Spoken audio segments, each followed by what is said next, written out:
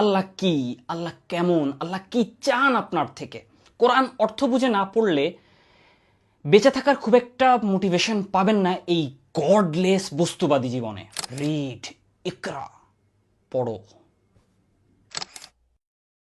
ফেরাউন, নমরুদ এবং কোরআনে আল্লাহ যে সকল জাতিদের ধ্বংস করে দেওয়ার কথা বলেছেন, আমরা অনেকে মনে করি এই ধ্বংস করে দেওয়া হয়তো তিনি অলৌকিকভাবে ছুমন্তর ছু টাইপের ভাবে করেছেন। কিছু শাস্তি, কিছু ধ্বংস করে দেওয়া হয়তো অলৌকিক ছিল তার পক্ষ থেকে, কিন্তু বেশিরভাগ পতন একটা প্রসেসের মধ্য দিয়ে হয়েছিল। ওই প্রসেসটা ঠিক এই রকম কটকটে বাস্তব ছিল। ওই সময়ও একই সূর্য ছিল, একই আকাশ ছিল, একই চন্দ্র ছিল, একই বাতাসে মানুষ নিঃশ্বাস নিত। এখন অবশ্য একটু দূষিত বাতাস। মানুষের মনে এই রকম ভীতি ছিল, মানুষের মনে এই রকম আশা ছিল।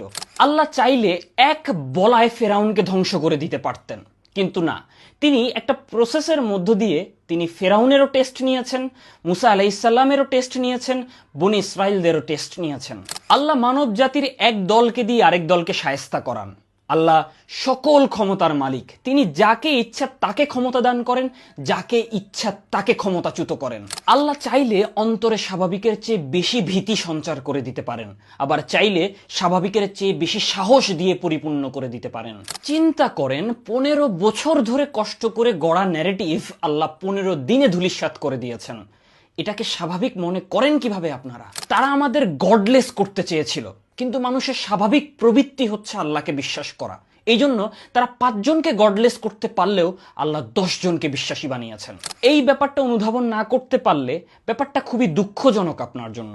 কারণ আপনি আল্লাহকে বিশ্বাস না করলে, উনার নিয়ম না মানলে উনার কোনোই ক্ষতি হবে না, ক্ষতিটা আপনার নিজেরই হবে, দুনিয়াতেও পরবর্তী জীবনেও। এই ভিডিওটা মূলত বিশ্বাসীদের জন্য। যারা আল্লাহকে বিশ্বাস করেন না, আপনারা একটু রিকনসিডার করতে পারেন।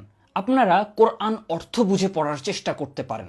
আপনার অন্তর পরিষ্কার থাকলে আল্লাহ হয়তো হয়তো আপনার অন্তরের চোখ খুলে দিতে পারেন। যারা বিশ্বাসী তাদের জন্য কোরআন অর্থ বুঝে পড়া আরো আবশ্যক। আল্লাহ কি, আল্লাহ কেমন, আল্লাহ কি চান আপনার থেকে। কোরআন অর্থ বুঝে না পড়লে বেঁচে থাকার খুব একটা মোটিভেশন পাবেন না এই গডলেস বস্তুবাদী জীবনে। রিড, ইকরা, পড়ো।